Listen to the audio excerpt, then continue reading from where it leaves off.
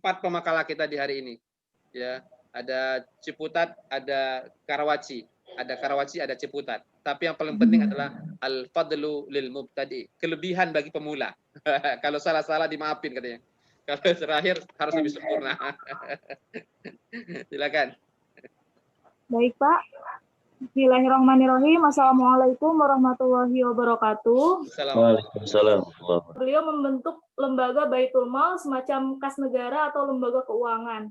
Bin Alfan di sini dibagi menjadi ada bentuk menghimpun nanti manfaat dan dampaknya. Pak Popon mau nanya, Pak Popon. Ya, silakan Pak Doni. Baik, makasih buat kelompok 2. Saya mau coba dapat informasi mungkin dari kelompok 2. Kebiasaan-kebiasaan baik yang tadi Pak Hendra bilang dari zaman Rasulullah sampai Khulafaur Rasyidin ini dalam mengelola filantropi, apakah sudah diterapkan di Indonesia atau negara lain yang mayoritas penduduknya itu sebagian besar Muslim? Itu yang pertama. Yang kedua, seperti kayak tadi Pak Hendra bilang di Mekah dan Madinah tuh, apakah masyarakatnya semua udah makmur gitu ya? Karena saya lihat tuh, kalau saya lihat di TV, kalau orang yang umroh atau haji itu masih ada juga orang-orang miskin yang minta-minta di sekitar masjid gitu. Oke, itu aja 2 pertanyaan saya, makasih. Baik, silakan Bu Popon atau Pak Wawan atau Bu Arpeni, ada Pak Agus Salim, silakan. Yang pertama dari teman lain menambahkan kali ya Pak ya. Baik Pak Doni, tadi pertanyaannya apakah kebaikan-kebaikan atau kebiasaan baik yang dilaksanakan pada masa Rasulullah sampai Khulafaur Rasyidin yang menjabat sekitar kurang lebih 30 tahun ya masa Khulafaur Rasyidin dengan berbagai macam kebijakan yang diambil gitu dari masing-masing Khulafaur Rasyidin kan ada yang berbeda-beda. Kalau misalkan tadi dijelaskan dalam makalah kan ada beberapa emang pada masa Khulafaur Rasyidin itu dulu yang dikenal dengan Baitul Mal. Baitul Mal mungkin kalau diibaratkan sekarang di Indonesia itu kan sudah lebih terorganisir menjadi lembaga amil zakat yang sudah mungkin mendapatkan persetujuan pemerintah. Jadi kalau kebaikannya atau beberapa inisiatif-inisiatif yang dilakukan oleh Khulafaur Rasyidin sudah banyak yang dilaksanakan di Indonesia, Pak Doni. Seperti misalkan dengan adanya zakat yang dikumpulkan. Nah, cuman emang mekanismenya agak berbeda. Kalau pada masa Khulafaur Rasyidin karena pemerintahannya atau presidennya gitu, kalau dibilang sekarang itu dipegang langsung oleh Khalifah Umar, Khalifah Abu Bakar, Ali, dan Khalifah Utsman. Nah, kalau di Indonesia kan berbeda, negaranya adalah bukan negara Islam. Jadi agak berbeda pengelolaannya saja, yang pada masa Khulafaur Rasyidin langsung dipimpin oleh presiden, oleh khalifah gitu kan. Kalau sekarang di Indonesia itu mungkin diserahkan kepada lembaga-lembaga atau organisasi-organisasi Islam yang mengelola dana filantropi tersebut gitu, dana zakat, sedekah, infak, dan wakaf serta sebagainya. Tapi secara inisiatifnya itu emang sesuai dengan ajaran Islam ya. Filantropi Islam memang ya zakat, infak, sedekah itu banyak yang dilakukan. Mungkin itu yang pertama. Kalau yang kedua tadi terkait kondisi masyarakat Mekah, apakah sudah makmur semua? Kalau sepengetahuan saya ya Pak, memang negara Timur Tengah gitu, negara Mekah misalkan, atau misalkan kondisi Mekah Madinah lebih secara pendapatannya lebih tinggi dibanding dengan Indonesia. Tapi bukan berarti negaranya tidak ada, warganya tidak ada yang miskin, karena tidak ada juga dalam kalau yang saya baca tidak seperti pada masa dulu Khalifah, bahkan tidak ada yang menerima zakat gitu. Kalau di Mekah, di Madinah sekarang penerima zakat masih ada, penerima sedekah masih ada. Jadi artinya sebagian ada juga yang warga membutuhkan dana filantropi itu. Mungkin berbeda dengan kondisinya dengan negara Indonesia yang emang negara berkembang. Warga yang istilahnya penerima filantropinya itu lebih banyak dibandingkan dengan negara-negara di Timur Tengah. Mungkin itu sih Pak dari saya, Pak Doni. Mungkin dari teman-teman yang lain ada yang mau menambahkan. Terima kasih Bu Popon. Baik, kalau di pertama tadi isu yang kita angkat adalah bagaimana kemudian kenapa semua umat beragama tertarik untuk melakukan filantropi karena faktor ajaran agama. Nah, di kedua ini kita menarik, sebenarnya kita ingin menghubungkan 3 peran penting ya. Yang pertama adalah peran agama, yang kedua adalah peran pemerintah, yang ketiga peran masyarakat. Nah, ini menjadi sangat menarik nih. Jadi ada peran agama sebagai motivasi orang untuk kemudian melakukan praktik filantropi, tapi kemudian ada peran pemerintah secara sistematis yang dilakukan oleh Abu Bakar As-Siddiq, Khalifah Abu Bakar As-Siddiq adalah Khalifah Umar bin Khattab, Khalifah Utsman bin Affan, lalu kemudian ada Khalifah Ali bin Abi Thalib. Nah, yang ketiga ada peran masyarakat. Nah, ini menjadi menarik ya kira Bapak Ibu sekalian. Jadi tidak hanya peran agama saja, tapi juga ada peran pemerintah, tapi di sisi lain ada peran masyarakat. Nah, 3 peran utama ini yang kemudian membawa sebuah perubahan bagi kehidupan taraf hidup masyarakat yang lebih baik. Nah, ini coba Bapak Ibu sekalian coba dielaborasi bagaimana kemudian 3 peran ini menjadi sangat menarik di masa kepemimpinan para Khalifah Rasyidun ini. Silakan.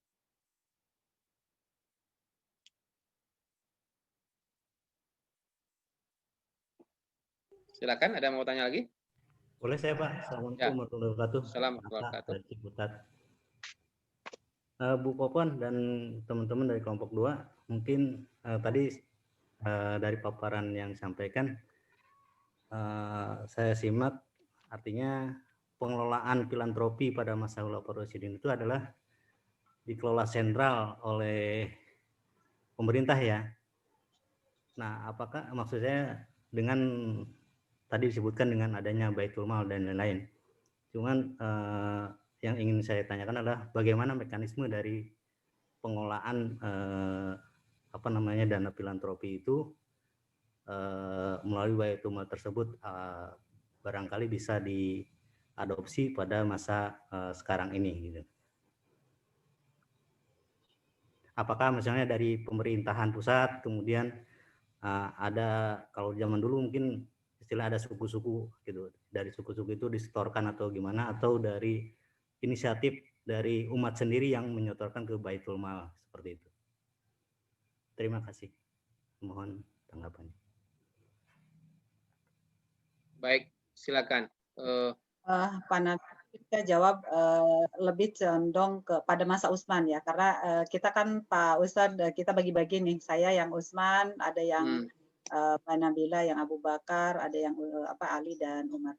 Untuk pada masa Utsman, Pak Nata, kalau dari yang beberapa tulisan yang saya baca, sentralisasi distribusi zakat justru tidak dapat dilakukan secara sentral gitu, karena emang dengan perkembangan negara-negara yang sudah banyak ditaklukkan pada Utsman. Jadi emang diserahkan juga kepada gubernur-gubernur gitu, ke para pimpinan wilayah. Jadi bahasanya tidak tersentral oleh Khalifah Utsman di kantor pusatnya gitu ya.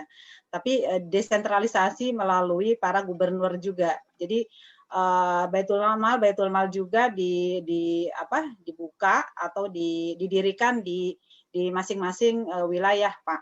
Kalau pada masa Utsman sih seperti itu mekanismenya, jadi nggak serta-merta sentralisasi. Meskipun emang secara kepemimpinan bahasanya komando instruksi oleh Utsman gitu, tapi secara pengelolaan juga itu dikelola oleh para gubernur-gubernur pimpinan wilayah. Kalau pada masa Utsman sih seperti itu. Mungkin yang lain bisa menambahkan. Artinya boleh tanya lagi Pak? Boleh Pak. Tidak ada swastanisasi ya, artinya tanda kutip selain pemerintah gitu.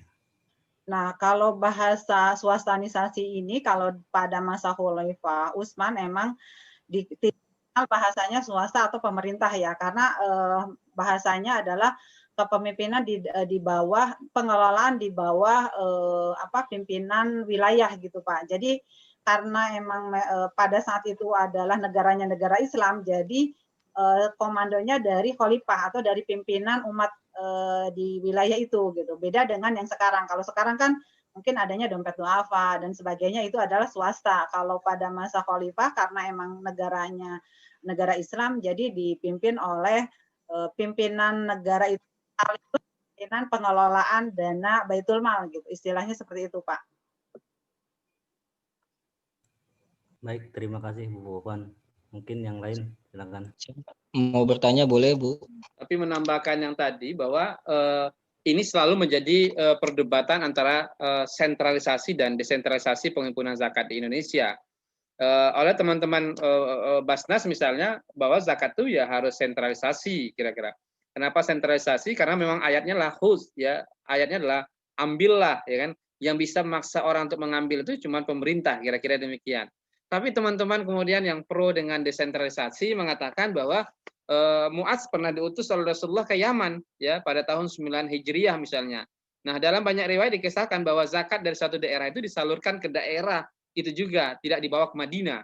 Nah, itu saya bisa lihat di satu buku tulisannya Bang Adi Warman misalnya itu.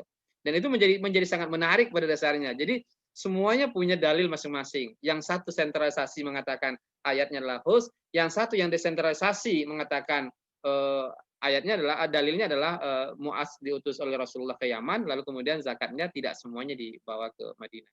Jadi ya ala kulli hal ya tergantung kita kemudian menganalisanya kira-kira bagi saya gitu. Nah, itu pula yang terjadi di hari ini, isu yang sangat menarik ketika amandemen Undang-Undang 23 tahun 2011 tentang zakat. Tapi alhamdulillah sudah kembali ya alhamdulillah untuk kebersamaan penghimpunan zakat di Indonesia. Silakan. Siapa tadi mau Izin tanya? bertanya? Ya. Saya mau Zakat. bertanya, Ustaz. Silakan. Karena saya suka sirah nabawiyah, jadi saya mau mulainya pakai ayat sirah. Allah Subhanahu wa taala berfirman, "Laqad kana lakum fi qasasihim ibratan li ayatil ulil albab." Sungguhnya dalam kisah-kisah itu terdapat ibrah. Kita ketahui karena mata kuliahnya berkaitan dengan sirah nabawiyah, bahwa di masanya Umar bin Khattab, dua peradaban besar itu tutup, yaitu Persia dan Romawi. Yang jadi pertanyaan saya adalah, apa yang menjadi perbedaan perkembangan peradaban Islam pada masa Khulafaur Rasyidin dengan peradaban Persia dan Romawi? Karena kita ketahui kalau misalnya mau menutup peradaban, pasti harus ada menggantinya dengan konsep yang baru, dengan sistem baru. Kira-kira apa yang menjadi perbedaan dalam filanti Islam pada peradaban Persia dan Romawi dengan fase Khulafaur Rasyidin? Itu, makasih. Ya. Terima kasih. Ya, baik, silakan.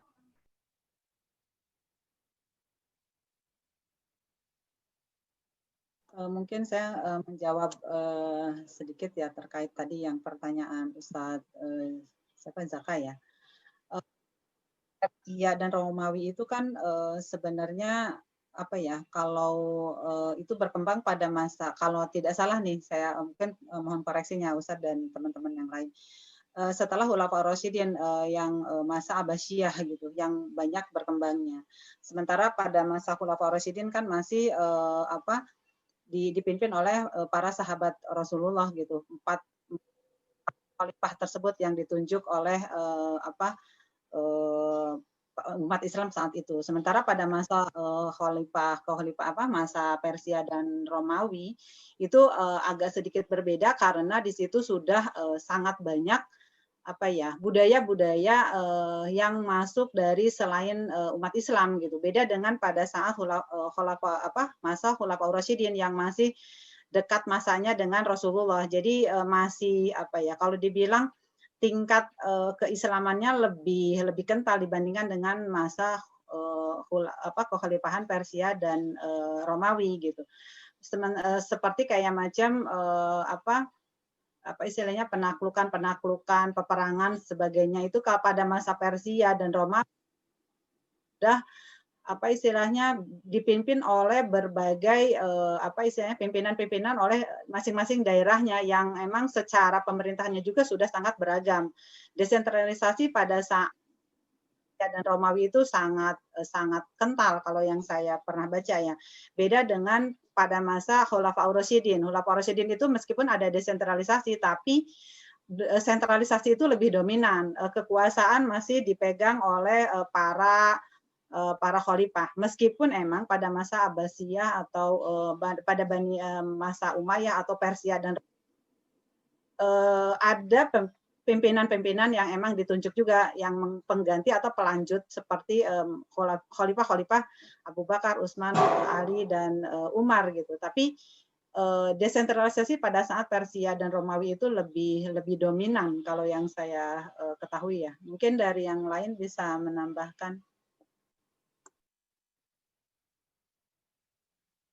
Baik, Oke, saya mau tambahin, Pak. silakan Pak Iwan. Saya mau tambahin. Hmm. Ya, itu yang mengenai Romawi, keruntuhan Romawi Barat itu. Jadi setelah Romawi itu runtuh, itu ada dua Romawi sebetulnya, Pak. Romawi Barat dengan Romawi Timur. Romawi Barat itu di Roma, Romawi Timur itu di Konstantinopel yang sekarang menjadi Istanbul. Yang setelah jatuh di tangan Turki menjadi Istanbul yang sekarang Hagia Sophia itu. Itu dulu adalah istana dari Konstantin, Raja Konstantin. Makanya disebutnya ibu kotanya Konstantinopel. Jadi sebetulnya setelah Romawi Barat itu jatuh, diteruskan oleh Romawi Timur. Dan itu juga ininya berbeda. Kalau di Romawi Barat itu mengenal Paus, kalau di Romawi Timur itu Kristen Ortodok. Jadi tidak mengenal Paus. Itu jadi yang saya mau nambahkan seperti itu, Pak. Ya. Setelah itu kan baru mulai adalah zamannya pasukan Mongol itu. Jadi sudah ada karena dua kutub itu selalu ada. Dulu kan Persia dengan Romawi. Setelah Persia hilang, kemudian timbul Arab, orang Arab yang maju dengan Islamnya. Kemudian juga timbul juga di daerah timur dengan orang-orang Mongolnya yang waktu itu juga menghancurkan Baghdad itu. Ya di situ saya tambahin segitu, Pak. Ya, terima kasih. Jadi memang luar biasa Pak Iwan ini memang kalau bicara dunia dia banyak sekali data-datanya. Kalau Pak Triongko itu kelebihannya sejarah Indonesia dari masa kerajaan dia sangat hafal sekali. Jadi saya senang kadang-kadang di kelas ini ada Masya Allah luar biasa saling melengkapi. Kalau ditanya apa sebenarnya perbedaan antara Romawi, Persia, lalu kemudian Islam. Nah, satu hal yang menarik sebenarnya Ustaz Zakaria, di Islam itu lebih rinci ya. Jadi ini Masya Allah luar biasa ya. Jadi di Islam itu sangat-sangat rinci dibandingkan di dua kutub yang berbeda tadi, Persia dan Romawi bagi saya. Nah, kalau di Islam itu jelas sekali, zakat itu rinci sekali. Wakaf itu siapa dan berbagai macamnya itu jelas sekali. Nah, saya pikir itu. Nah, kemudian dasar berangkatnya semuanya sama filantropi ini. Mau Romawi, Islam, ya, mau Persia, dan semuanya hampir yang kita bicarakan di bab pertama tadi, semuanya sama. Dasar berangkatnya apa? Apa dasar berangkatnya? Dari ketidakadilan. Ya, dari ketidakadilan kemudian mewujudkan sebuah keadilan. Maka selalu ya tujuan filantropi ini adalah bagaimana mewujudkan keadilan dari ketidakadilan apa? Ketidakadilan antara si kaya dan si miskin dan berbagai macamnya itu. Nah, saya pikir sama semuanya. Tapi kalau saya perhatikan filantropi ya yang di Islam ini Masya Allah luar biasa, sangat-sangat rinci, terutama berkaitan tentang zakat ya, kapan, berapa, nisabnya dan berbagai macamnya. Lalu untuk siapa filantropi ini ya dan berbagai macamnya. Saya pikir itu ya. Satu hal Pak. Ya silakan. Ya terima kasih kelompok 2. Mengaitkan dengan kelompok 1 sebelumnya. Dalam Islam sebagaimana kita ketahui dalam Al-Baqarah ayat 257 tentang tidak ada paksaan dalam Islam, dan yang kedua terkait dengan juga di surat Al-Anbiya ayat 107 artinya konsep Islam sebagai rahmatan lil alamin. Dalam konsepsi 4 Khulafaur Rasyidin tersebut, bagaimana penerapan filantropi itu bagi mereka yang kan tidak semua di dalam tidak semua beragama Islam di bawah kepemimpinan Khulafaur Rasyidin. Ada juga Majusi, ada juga Nasrani. Nah, sejauh mana apa yang mereka perlakukan terhadap, tentunya kan tadi Pak Hendra bilang bahwa semua agama juga melakukan hal yang sama filantropinya. Tetapi bagaimana yang mereka kolektifkan dari Khalifah Rasyidin terhadap filantropi atau kedermawanan yang terhadap umat-umat yang di luar agama Islam tersebut. Terima kasih. Baik, terima kasih. Silakan. Pak Agus mana ini? Pak Agus, Bu Arpeni mana nih? Pak Wawan mana? Ayo silakan. Bergantian dengan Bu Popon kali. Baik, mungkin nanti ditambahkan Bu Popon jika ada yang kurang. Kalau saya lihat dari biografi Khulafaur Rasyidin sih memang terdapat juga warga non Muslim ya. Tapi di sini Khulafaur Rasyidin tuh betul-betul memperhatikan masyarakatnya. Jadi seluruh Muslim atau non Muslim itu dibagi rata, dan termasuk non Muslim pun ditarik di Baitul Mal itu wajib setor ya. Gitu. Jadi sampai dengan kesehatan. Jadi Khulafaur Rasyidin itu betul-betul memperhatikan masyarakat. Jika ada yang sakit, itu dokter didatangkan dan membangun rumah sakit itu pun gratis untuk masyarakat. Jadi kalau saya pikir saat itu tidak membedakan antar agama sih. Itu Ustaz. Terima kasih. Baik, silakan. Apalagi? Ada mau tambah? Ya, kita masih ingat juga bagaimana kemudian Umar bin Khattab misalnya melakukan sistematasi dalam pemberlakuan pungutan jizyah misalnya kepada ahlu zimah, ya, di mana penduduk dari suatu negara yang memiliki perjanjian damai dengan negara Islam. Nah, adapun jumlah jizyahnya itu 12 dirham bagi pekerja, orang miskin, pembajak tanah, petani, 24 dirham kelompok penghasilan menengah, 48 dirham untuk orang kaya. Jadi ini beda-beda, ya. Jadi bagaimana kontribusinya bagi non-Muslim pada saat itu? Nah, mereka karena tidak ada kewajiban zakat, maka mereka membayar ya jizyah tadi. Jadi ini, Masya Allah, semuanya punya kontribusi untuk kemudian kas Baitul Mal yang kita kenal di masanya para pemimpin Islam itu. Nah, Bapak Ibu sekalian, dan untuk apa ya kita masih ingat dulu di pelajaran sejarah pemikiran ekonomi Islam, untuk apa saja pendapatan dari kas Baitul Mal tadi. Ada namanya situ zakat, jizyah, ya kharros dan berbagai macamnya, itu diperuntukkan ya satu ya kembali lagi kepada para untuk kesejahteraan jaminan sosial kaum fakir, miskin dan berbagai macamnya. Nah, kalau kita perhatikan di Saudi misalnya di hari ini misalnya, di Saudi itu berbeda dengan di Indonesia, Bapak Ibu sekalian. Kalau di Saudi itu penghimpunan zakat itu di bawah Kementerian Keuangan, ya, zakat dan pajak. Sedangkan penyalurannya itu berada di bawah Kementerian Sosial. Nah, bagi Islam itu bayar zakat, bagi non-Islam itu bayar pajak. Jadi ini menjadi menarik, misalnya satu hal yang luar biasa bagi saya. Nah, akan berbeda dengan di beberapa negara lain seperti di Malaysia misalnya. Di Malaysia itu orang kalau bayar zakat, maka pajaknya akan berkurang sekitar berapa persen. Jadi itu Masya Allah sampai 100% kadang-kadang. Nah, di kita saat ini sudah ada ya, meskipun tidak sebanyak di Malaysia bagi saya. Jadi tiap-tiap negara itu punya ciri masing-masing. Di Sudan misalnya, di Sudan itu orang tidak bayar zakat, di undang-undang Sudan itu bisa dipenjara. Jadi ini akan berbeda-beda. Tapi ala kulli hal, kembali pada pertanyaannya Pak Muhammad Fauzi tadi, bagaimana kontribusi masyarakat non-Muslim ketika berada di negara Islam pada masa itu, maka mereka diwajibkan untuk membayar jizyah. Nah, jizyahnya berbeda-beda antara si kaya dengan si miskin, akan berbeda kira-kira itu. Saya pikir itu. Terima kasih. Izin tanya Pak, Ustaz. Ya, silakan.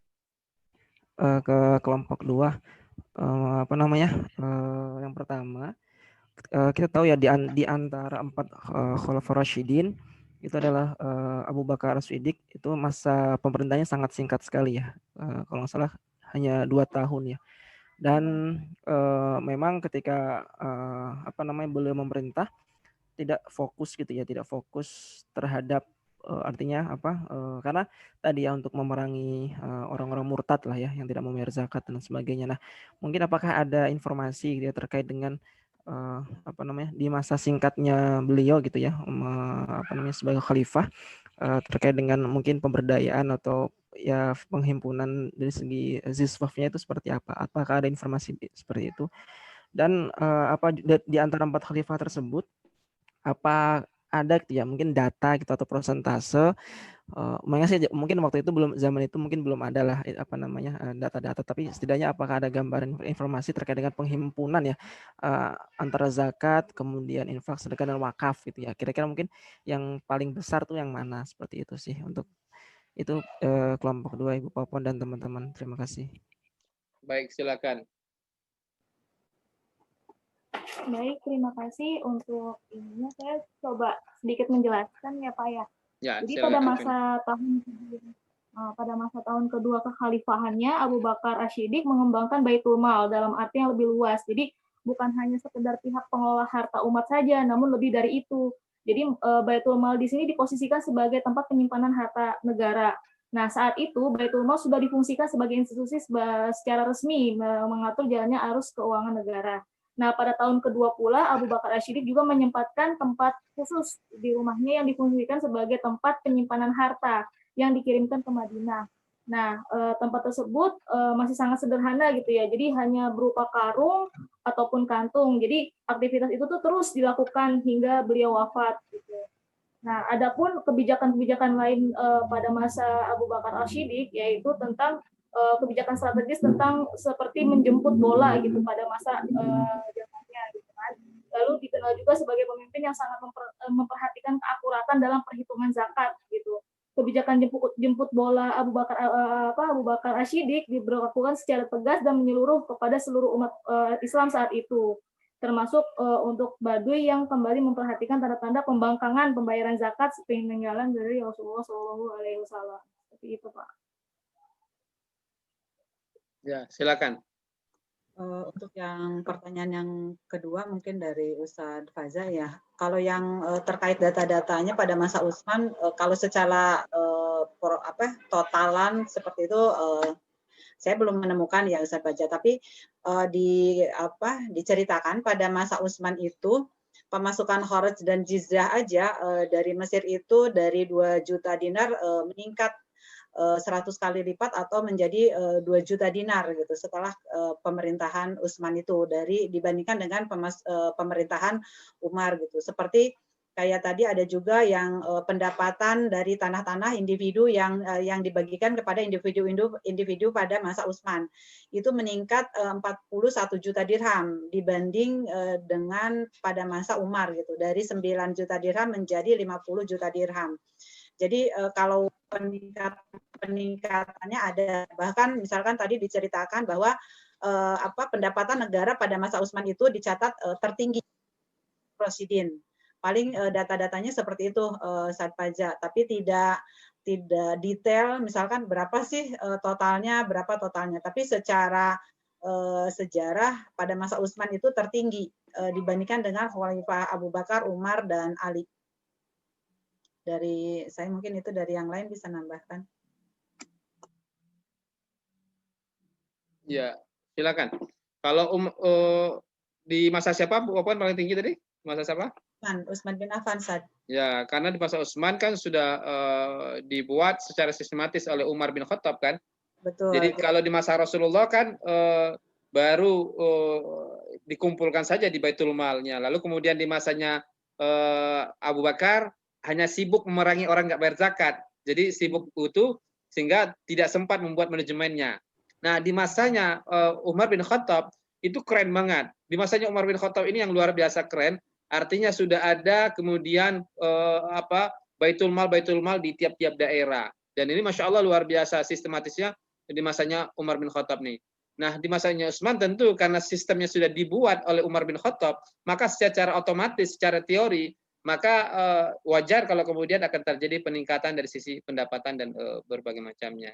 Jadi sebenarnya kita berhutang budi kepada ya salah satunya di antara sekian banyak itu ya tentu Umar bin Khattab yang pada masa itu Masya Allah ya kekuasaan Islam provinsinya sudah luas, yang kalau kemudian tadi pertanyaannya Ustaz Zakaria tadi Masya Allah daerah-daerah taklukan sudah mulai banyak kira-kira ya, dari sampai ke Syria, kemudian sampai ke Jazirah, Basra, Kufah dan berbagai macamnya. Jadi sangat luas sekali, ada 8 provinsi. Saya pikir dengan sistem sistem Baitul Mal yang terorganisir dari banyak tempat. Nah, ini Masya Allah menambah pendapatan Baitul Mal, maka secara otomatis pendapatan Baitul Mal meningkat, maka peran ya uang yang dikumpulkan itu juga akan meningkat juga untuk bisa memberdayakan orang-orang miskin, orang-orang terlantar dan berbagai macamnya dari sisi filantropi. Silakan. Ustaz mau tanya kan, tadi kan Ustadz ada sharing soal fraud Pak ya. Kalau di zaman kolaborasi itu penerapan fraud itu seperti apa ya? Untuk penyelewengan dana itu zakat dan sebagainya itu Ustaz. Apa udah diterapin juga? Itu menarik itu. Silakan. Itu kan ada itu di zamannya Rasulullah. Di zaman Rasulullah sudah ada, Pak.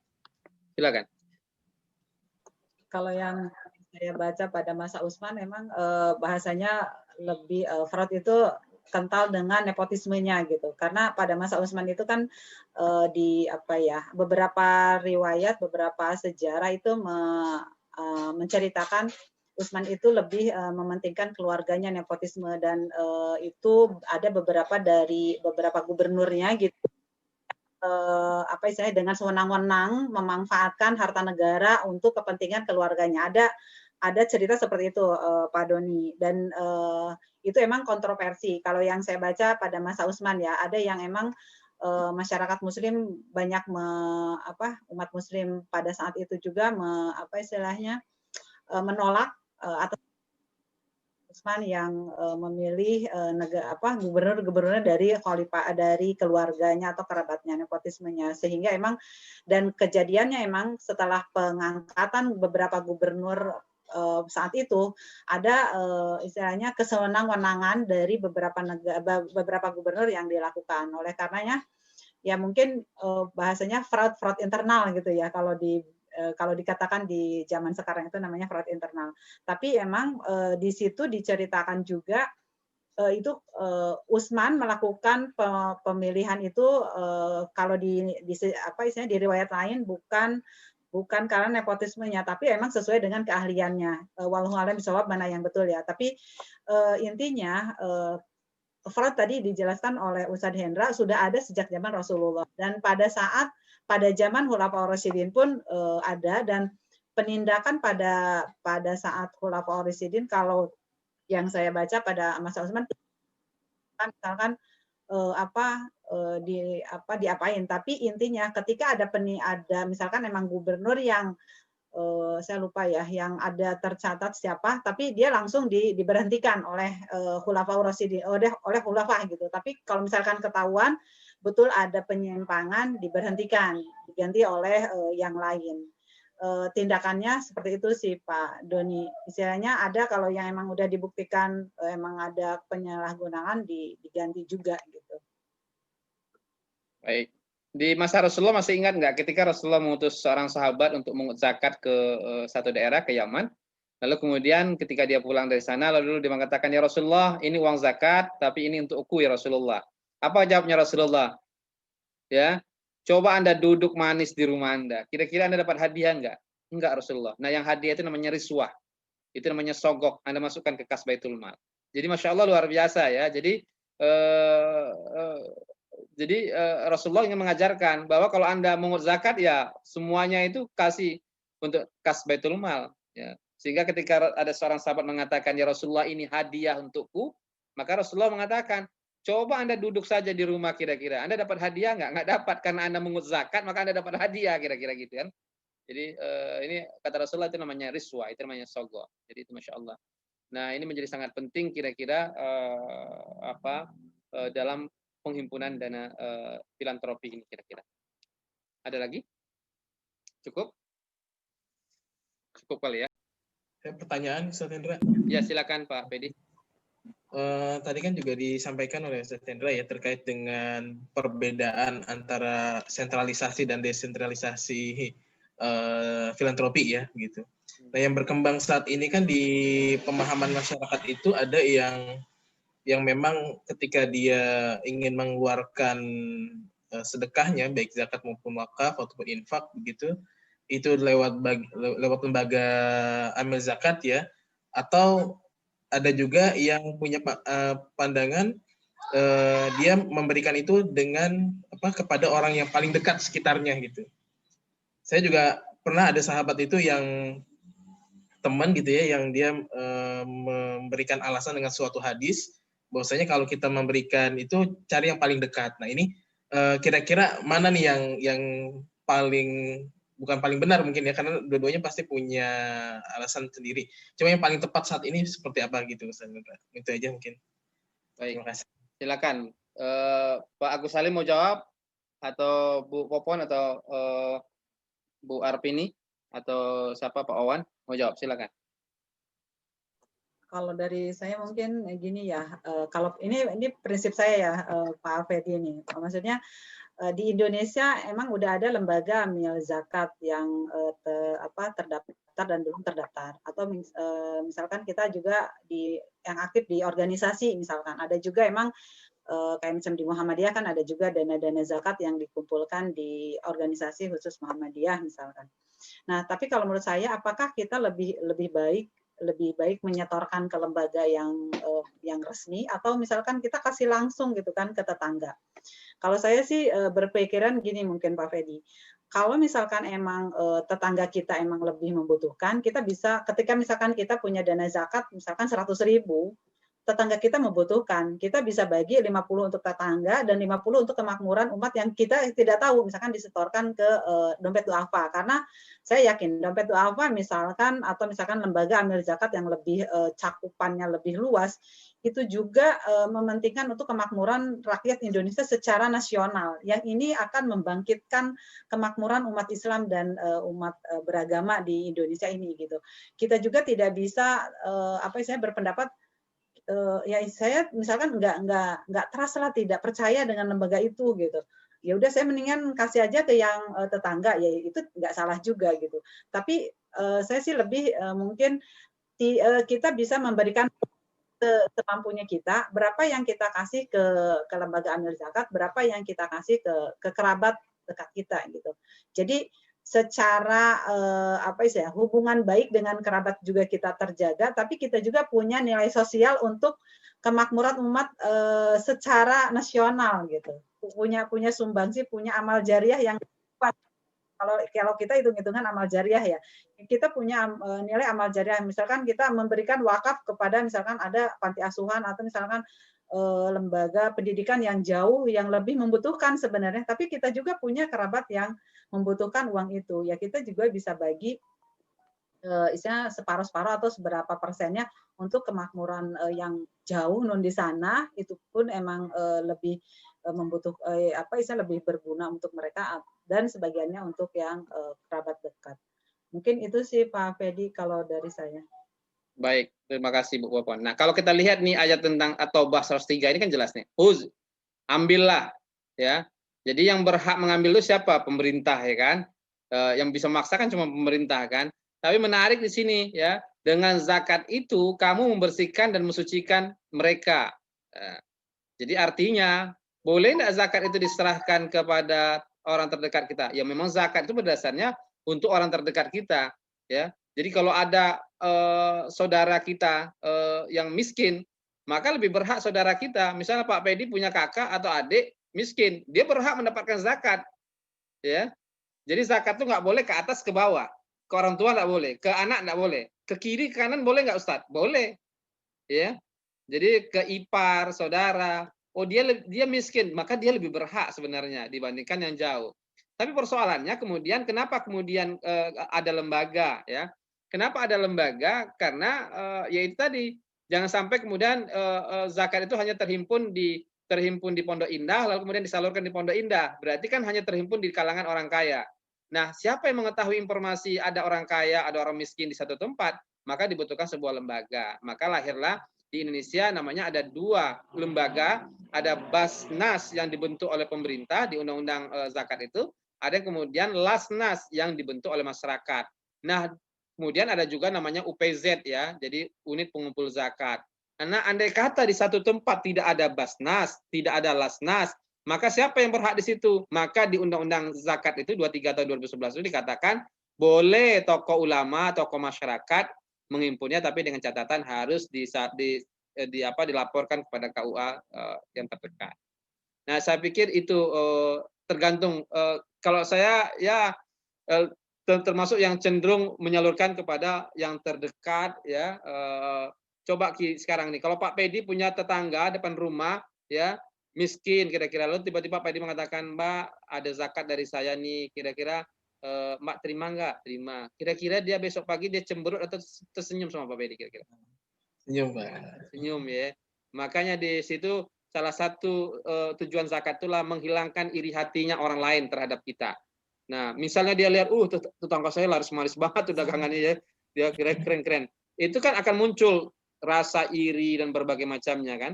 Nah, sehingga di Al-Qur'an itu dikatakan wallahu faddala ba'dukum 'ala ba'din wa la tatamannau. Jangan kamu iri hati. Bagaimana cara menghilangkan iri hati itu? Salah satunya dengan zakat. Nah, gitu ya. Nah, tapi kalau ke lembaga boleh nggak Pak? Ya, kalau kemudian kita membayar ke lembaga ada banyak manfaatnya tadi. Kita bisa disalurkan ke daerah yang tidak kita ketahui ada orang-orang miskin. Yang kedua, kalau disalurkan pada lembaga resmi, nah itu menurut Pak Triongko itu berdasarkan undang-undang pajak kita, maka kita bisa mendapatkan potongan. Nah, itu kelebihannya saya pikir. Tetapi sayang gini Pak, Ustaz, ya, terkait Pak, dengan perintah HUT itu adalah itu bisa jadi menjadi perintah langsung ke pribadi setiap muslim. Jadi mereka datang langsung ke rumah-rumah. Nah, itu yang kita sangat sayangkan kan. Karena ada perintah di situ. Jadi mereka berbondong-bondong datang ke rumah satu pintu. Nah, itu yang kemudian sebaiknya memang RT, DKM itu memberikan semacam satu himbauan kepada mustahik ya, agar misalkan terkonsentrasi di Baitul Mal Masjid seperti itu. Mungkin ya. Catatan PR bagi kita semuanya persoalan filantropi ini. Yang menarik bagi saya adalah kita saat ini belum sampai kepada memuliakan orang miskin, baru hanya sebatas menyantuni orang miskin.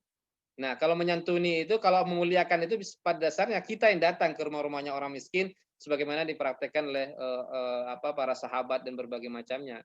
Ketika Umar malam hari sidak melihat ada rakyatnya miskin, dia belain bawa gandum dan berbagai macamnya. Nah, ini tentu menjadi PR kita ke depan, tidak hanya sebatas mampu menyantuni orang miskin, tapi yang paling tinggi adalah bagaimana memuliakan orang miskin, ya. Nah, ini tentu menjadi PR juga kadang-kadang, memberinya 10.000 tapi dipoto-potoin, kasihan orang miskinnya juga kadang-kadang. Tapi Ustadz, aku kan butuh untuk data Ustadz, kan gitu kira-kira. Nah, ini juga menjadi problem juga bagi kita kan. Ya, nyumbangnya cuma 10.000, tapi kasihan orang miskin, wajahnya terpampang di mana-mana kan, kasihan juga kadang-kadang kan. Tapi teman-teman yang bagian fundraising mengatakan, Ustadz kan harus punya laporan Ustadz. Ya mungkin caranya akan lebih santun, lebih bijak dan berbagai macamnya. Saya pikir itu. Dan ini problem.